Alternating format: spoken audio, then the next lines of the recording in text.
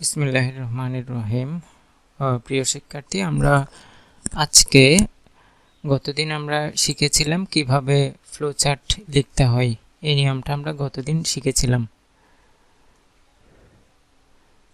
তো আজকে আমরা শিখব আসলে এটা কিভাবে অ্যাপ্লাই হয়, অর্থাৎ আমরা যেই পড়াটা পড়লাম অর্থাৎ ফ্লোচার্ট কিভাবে লিখতে হয়, অর্থাৎ এটা কিভাবে অ্যাপ্লাই করতে হয়। আমরা যে ফ্লোচার্টে কি পড়েছি, যা যা ব্যবহার করতে হবে, যা যা ব্যবহার করতে হবে না। এর মধ্যে যেটা পড়েছিলাম যা যা পড়তে হবে, এর মধ্যে যেটা পড়েছিলাম যা যা ব্যবহার করা যাবে, বলেছিলাম কি আপনার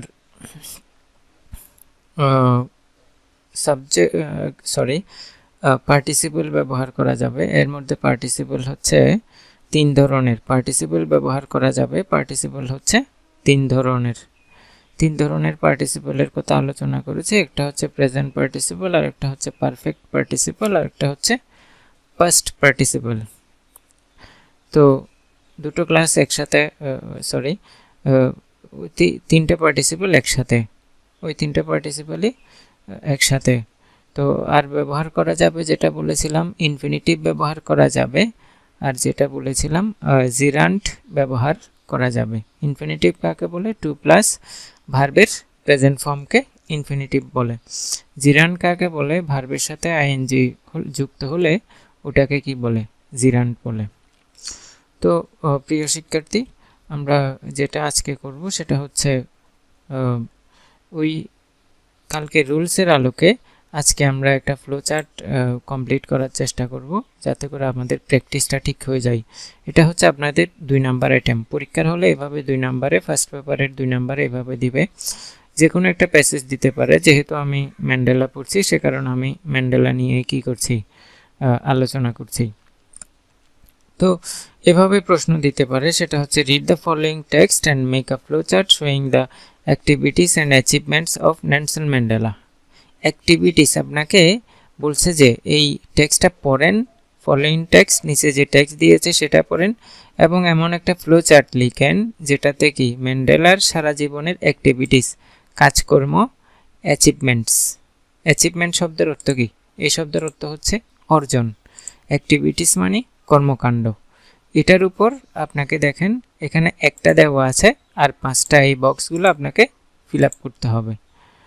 তো আমরা যেহেতু এটা এতটুকু পর্যন্ত গত ক্লাসে আমরা পড়ে ফেলেছিলাম, তো যেহেতু গত ক্লাসে আমরা পড়ে ফেলেছিলাম, আজকে একটু চোখ বুলালেই আমার কিন্তু অ্যান্সারগুলো পেয়ে যাব।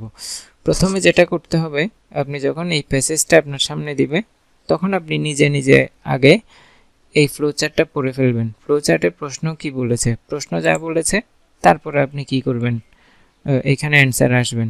এখানে যেটা তারা উদাহরণস্বরূপ দিয়েছে সেটা কি? Guiding south Africans against racial discrimination. Guide মানে কি? পরিচালিত করেছে কাদেরকে? সাউথ আফ্রিকান পিপলদেরকে কিসের বিরুদ্ধে? জাতিগত, রেশিয়াল শব্দের অর্থ কি? জাতিগত। ডিসক্রিমিনেশন মানে বৈষম্য। তো আফ্রিকানদেরকে সে জাতিগত বৈষম্যের বিরুদ্ধে গাইড করেছে বা পরিচালিত করেছে। এটা একটা কি? তার একটা অ্যাক্টিভিটিস বা কর্মকাণ্ড। তো এরপরে যাই আমরা, আর কোনো কর্মকাণ্ড অনেকগুলোই আছে এখানে। যেমন ধরেন guided South Africa from shackles of apartheid to multiracial democracy, এটা কিন্তু প্রথমে দিয়েছে।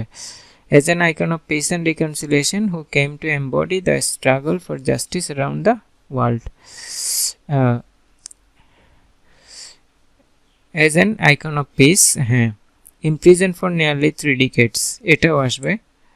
এটাও তার অ্যাক্টিভিটির মধ্যে পড়ে। imprisoned for nearly 3 decades, সে প্রায় 3 দশক ধরে কি ছিল? জেলে বন্দি ছিল, আবদ্ধ ছিল। Mandela never lost his resolve, কখনোই কি? রিজলভ মানে কি? হতাশ, তার যেই দৃঢ় প্রতিজ্ঞা ছিল সেটার কখনোই কি হয়নি? হতাশ হয়নি। To fight for his people emancipation, determined to, এবং সে ছিল দৃঢ়ভাবে প্রতিজ্ঞ ছিল ব্রিং ডাউন অ্যাপার্থেইড, জাতিগত বৈষম্য, অ্যাপার্থেইড যেন কমে যায়, এটার প্রতি, এই সিদ্ধান্তের প্রতি সে ডিটারমাইন্ড ছিল, দৃঢ়ভাবে প্রতিজ্ঞ ছিল। ডিটারমাইন টু ব্রিং ডাউন অ্যাপার্থেইড, এখানে আমরা আরেকটা পেলাম, এটাও রেড কালার দিয়ে দিলাম, হুইল অ্যাভয়েডিং সিভিল ওয়ার। আপনাদেরকে আরেকটা বিষয় বলে রাখি, অ্যান্সারগুলো আপনাদেরকে বলেছিলাম একেবারে ফ্লোচার্ট লেখার সময় যে অ্যান্সারগুলো আসবে সেগুলো আপনারা সংক্ষেপে দেওয়ার চেষ্টা করবেন, অ্যান্সার হতে হবে সংক্ষিপ্ত, এই ধরনের একটা কথা বলেছিলাম। অর্থাৎ এই যে অ্যান্সারগুলো সিলেক্ট করছি, এগুলো সিলেক্ট করার পরে তো আমরা লিখবো, এমনভাবে লিখবো যেন আর্টিকেল না থাকে, সাবজেক্ট না থাকে, এগুলো অক্সিলারি না থাকে, ওভাবে আমরা লিখব। তো অ্যান্সারগুলো যতটা পারেন আপনারা সংক্ষেপে লেখার চেষ্টা করবেন। His prestige and charisma help him win the support of the world. আচ্ছা, I hate race discrimination most intensely. I have fought all during my life. তো fought এটা দিতে পারেন, fought against discrimination whole life, সারা জীবন ধরে সে ডিসক্রিমিনেশনের বিরুদ্ধে fight করেছে। তো এরপরে we have last Mandela was awarded. হ্যাঁ, এটা প্রশ্নটা আরেকটু দেখি। অ্যাচিভমেন্ট, অ্যাচিভমেন্ট মানে অর্জন, অর্জনের মধ্যে এই সে 1993-তে কি পেয়েছে? Awarded Nobel prize, awarded Nobel prize in 1993, এই অংশটাও কি তার একটা অ্যাচিভমেন্ট বা অর্জন।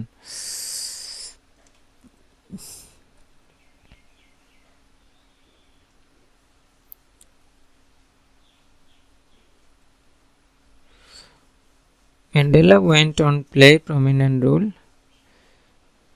আচ্ছা, পাবলিক লাইফ সে কি করেছে, অর্থাৎ পাবলিকের সম্মুখ থেকে চলে গিয়েছে কত সালে, এটাও আসবে, তার একটা অ্যাক্টিভিটির মধ্যে পড়ে 2004-এ। এখন আপনারা আপনাদের বইয়ে কলম দিয়ে এভাবে কি করে নেবেন, সিলেক্ট করে নেবেন। তো এখন এই অংশগুলো আমরা কি করব, আমাদের যে প্রশ্ন আছে সেখানে আমরা লিখে ফেলবো, অর্থাৎ এখানে যে অ্যান্সার আছে সেখানে আমরা লিখে ফেলবো। এখানে দেখেন আপনি, তো আমি এখানে যেহেতু কম্পিউটারে লিখছি আপনাকে এভাবে বক্স আকারে দিবে, তো আপনি চাইলে পাশাপাশি এই বক্সগুলো লিখতে পারেন। অবশ্যই বক্সগুলো এরকমই হবে এবং এই ফ্লোটা কিন্তু অবশ্যই লাগবে। এই যে তীর আকারে ডান পাশে যে ফ্লোটা গিয়েছে এটা কি অবশ্যই লাগবে। তো আপনারা চাইলে এইভাবে ডানে একটার পর একটা নিতে পারেন, অথবা ফ্লোটা উপর থেকে নিচের দিকেও কি দিতে পারবেন। তো আমি সুবিধার্থে এখানে দিলাম, প্রথমটাই লিখি। আপনারা এভাবে লিখে ফেলবেন, আপনারা সিলেক্ট করার পরে কলম দিয়ে সিলেক্ট করার পরে লিখে ফেলবেন। আমি জাস্ট কপি করে এখানে দিলাম, দেওয়ার পরে এখানে পেস্ট করলাম।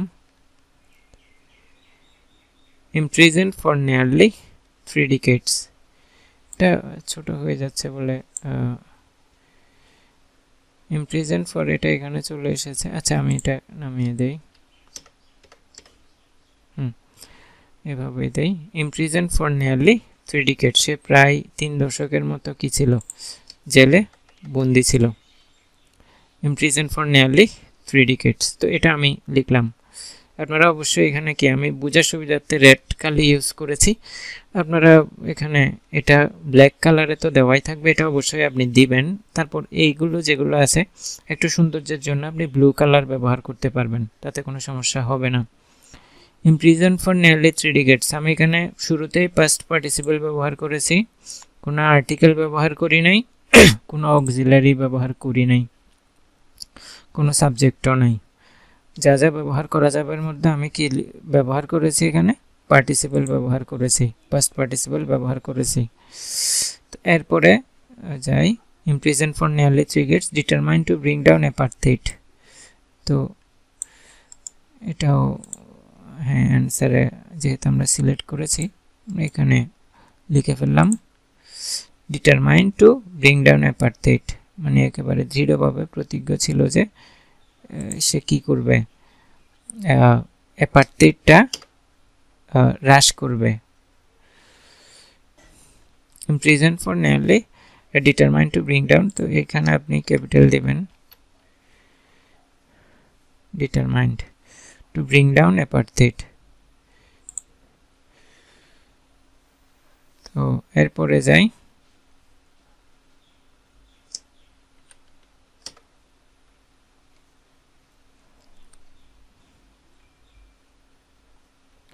fought it all during fall, এটা একটু সাজিয়ে লিখতে হবে, fought all during his life against race discrimination, অর্থাৎ সারা জীবন ধরে সে ফাইট করেছে এই যে কিসের বিরুদ্ধে, রেস বা জাতিগত যে বৈষম্য আছে তার বিরুদ্ধে সে কি করেছে, সারা জীবনে যুদ্ধ করেছে। এভাবে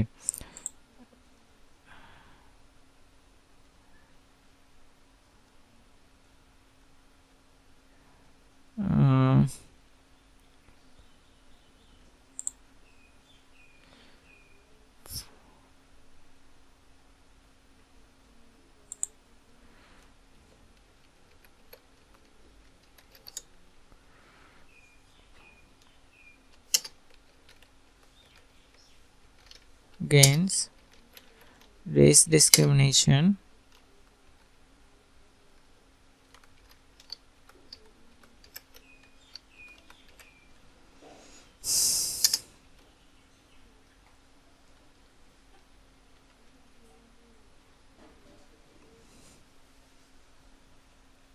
fought against discrimination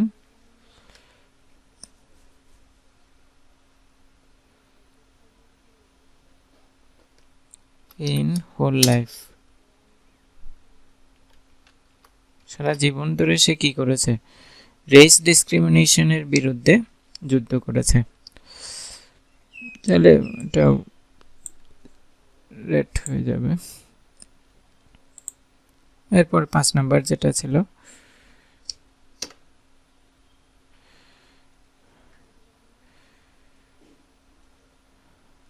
তো এটা আমরা এইভাবে গুছিয়ে লিখলাম। দেখেন এখানে আরেকটা বিষয় দেখেন, পাস্ট পার্টিসিপল ফর্ম ব্যবহার করেছি, তারপরে কোনো সাবজেক্টও ব্যবহার করিনি। এখানে এনটা এখানে দিবেন, একসাথে দিবেন, যেহেতু এখানে একটু ইয়ে হয়ে যাচ্ছে সে কারণে নেমে গিয়েছে আর কি। তো ইন হোল লাইফ সারা জীবন ধরে কি করেছে, সে রেস ডিসক্রিমিনেশনের বিরুদ্ধে যুদ্ধ করেছে। এখানে কোনো আর্টিকেল ব্যবহার করেনি, কোনো অক্সিলারি ব্যবহার করিনি, এরপরে কোনো সাবজেক্টও ব্যবহার করিনি। যা যা ব্যবহার করার মধ্যে আছে ভার্বের পাস্ট পার্টিসিপল ফর্ম ব্যবহার করা যাবে, তা আমরা ব্যবহার করলাম। এরপরে আরেকটা কোনটা সিলেক্ট করেছিলাম, অ্যাওয়ার্ডেড নোবেল পিস প্রাইজ, তো এটাও দিতে পারি যে awarded Nobel peace prize in 1993, অথবা 1993 না দিলেও কোনো সমস্যা হবে না।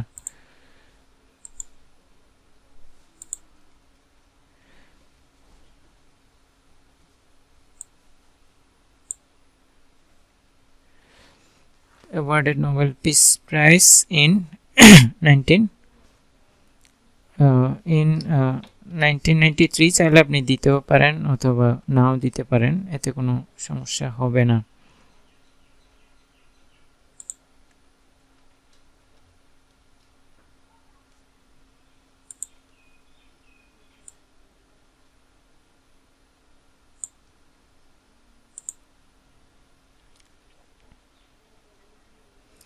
এরপরে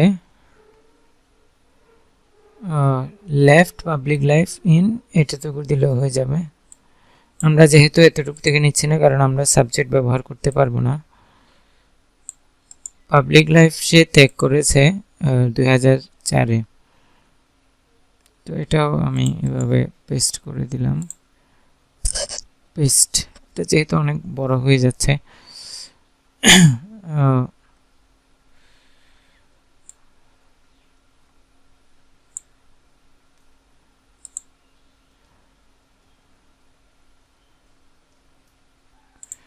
তো লাস্ট যেটা আছে সেটা আপনি বক্স আকারে এভাবে আপনি কি করবেন, এই বক্স আকারে 6 নাম্বার দিয়ে একটা বক্স সাজিয়ে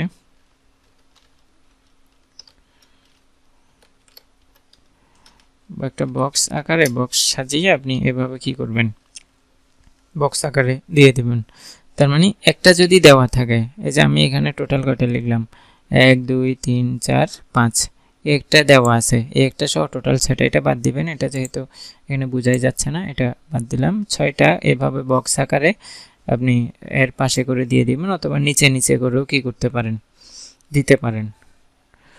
তো আপনাকে যেটা খেয়াল করতে হবে সেটা হচ্ছে এখানে ওই যে রুলসগুলো পুড়িয়েছিলাম, একবার লেখার পরে আপনি চেক করে দেখবেন যে এখানে কোনো প্রত্যেকটাতে কোনো সাবজেক্ট ব্যবহার করা হয়েছে কিনা, কোনো আর্টিকেল ব্যবহার করা হয়েছে কিনা, অথবা অক্সিলারি ভার্ব আছে কিনা। তো এই সবগুলো যা যা ব্যবহার করা যাবে, যা যা ব্যবহার করা যাবে না, সব কিছু মিলিয়ে আপনাকে কি করতে হবে, এই অংশটা ডেকোরেট করতে হবে।